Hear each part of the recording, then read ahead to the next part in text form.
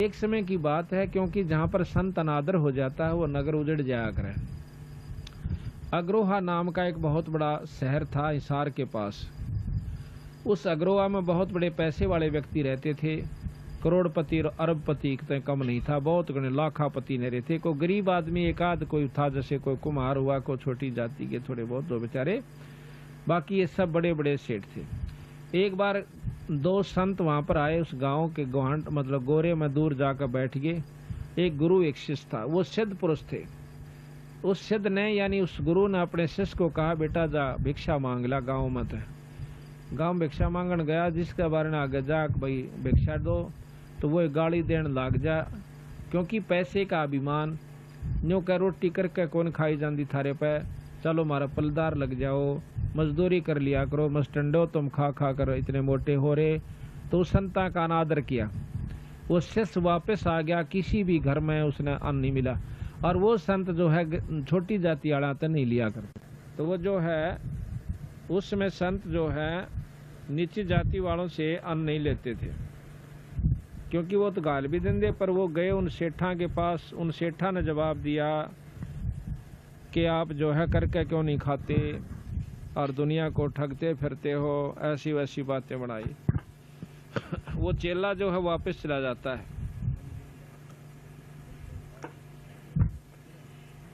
वापस जाके वो गुरु कहने लगा, भाई क्या बात होगी, भोजन नहीं मिला? तो शिष्य कहने लगा, ना जी, ईसा गांव तो मैंने ना देखा था आज तक। गांव और भी बतेरे देखे पर ईसा नहीं देखा था कि सूर्य सर ना बोल दे चलो रोटी राटी ना दे, भिक्षा ना दे, वह भी बात कोई बड़ी बात नहीं है। पर ये तो बोलने बहुत गलत से कि बोले कैसे ऐसे कहें, तुम करके क्यों नहीं खाते, तुम मस्टंडे फिरते हो और के कुमा के गए थे तुम, यहाँ तुम्हें जो है ना अन्न मिला है। थोड़ा तेज कर भाई। तने बोला, भाई एक बार और जाइए तड़के। बोला अच्छा जी। वो लड़का सुबेरे फिर जा है, वो शाम की बात थी, सुबेरे फिर जा से जाकर उसने तो भाई हर गांव में घर में गया, यही सुनने मिला कि भाई तुम जो है काल भी तेरे तो बताया था पिटेगा कि तू जाता नहीं यहाँ से। यानी उस संत को यहाँ तक कहा कि तू पिटना चाहे है कि यहाँ से जा से रख रही यहाँ से इसके बराबर। वो शिष्य वापस आने लग रहा था, तो रास्ते में एक कुम्हार का मकान था, वो विधवा थी कुमारी। उसने देखा कि संत श्याम ने भी भूखा गया और ई फिर खाली डोलू लांदा जासे। इस तो पूछते लो भाई भूख में हो सकता है हमारे अन्न स्वीकार कर ले और हमारे भाग जाग जाए। तो उसने कहा कि महाराज जी भोजन को नहीं मिला। उसने देखा कि ना माई को नहीं मिला, रोटी नहीं मिली। अब मेरे पास अन्न है, आप ले जाओ, रोटी तैयार कर रखी है, कुछ दलिया है कुछ रोटी से। आप तक काल के भूखे दिखो सो, कहाँ भूख लाग रही, कल के भूखे ले जाओ। सूता में ऐसे ऐसे कुमारी और अन्न ले जाओ, थारा गुरु जी इच्छा करे तो खा लें, मारे दोरइये वैसे महाराज गलवा ले गए। तो वो संत के पास जाकर कहने लगा, महाराज जी ऐसे ऐसे ऐसा गंदा काम हमने नहीं देखा, कि संतों को तो देख कर राजी को नहीं।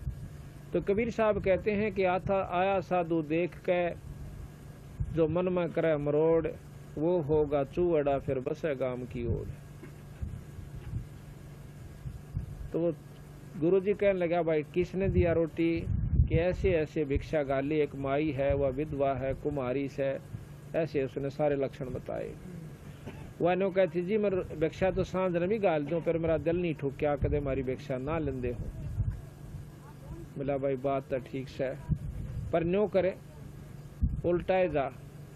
उन्हें भोजन खा लिया और न्यो बोला वापस जा, और जाकर न्यो कह दे उस माई ने किस गांव ने छोड़ जाएगी। अब शिष्य ने सोचा देख उसन तो रोटी दी और उसन जाकर न्यो को तो गांव छोड़ जा, पर गुरु जी का हुक्म। और साथ में न्यो कह दिए भाई उसके कान से में करो और किसा का बताइए मत ना, आज रात ने यू गांव खत्म हो जाएगा। उस शद ने कहा महात्मा ने। और यहाँ से चल पड़ेगी, जहाँ भी दिन छिप जाए उड़े डट जाएगी, उड़े बस जाएगी वहाँ, और बहुत सुथरी तरिया बसेगी ये आशीर्वाद से। अब वो बुढ़िया ने तो सुना थी ये बात, उसका तो घी बंदगी देख, संत की बात खाली जा नहीं सकती।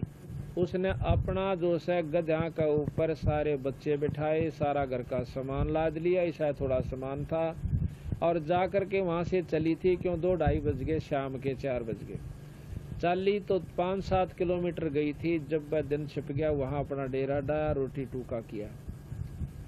तो रात के अंदर एक हल्लन आवस है, भूचाल आता है। तो वो अग्रोहा जो गांव था बड़े बड़े सेठों का, रात के 12-12:30 बजे एकदम हल्लन आकर के वो सारा थेड़ हो जाता है। उसमें कोई आदमी नहीं बचा, जितने उसके अंदर थे सब खत्म हो जाते हैं। वो सेठ, वो पैसे वाले वहां नष्ट हो जाते हैं, दब का मर जाते हैं।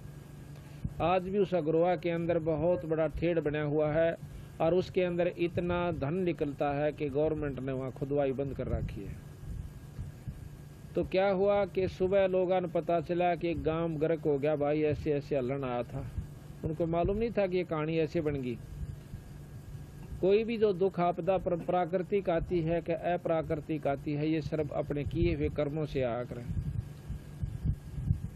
फिर पता चला कि उसमें तो एक लड़की औरत बच कर आ रही है, वह बिराना क्यों कर लकड़ियाई और आड़ा इसी प्रकार अपने बच्चा ले बैठी से।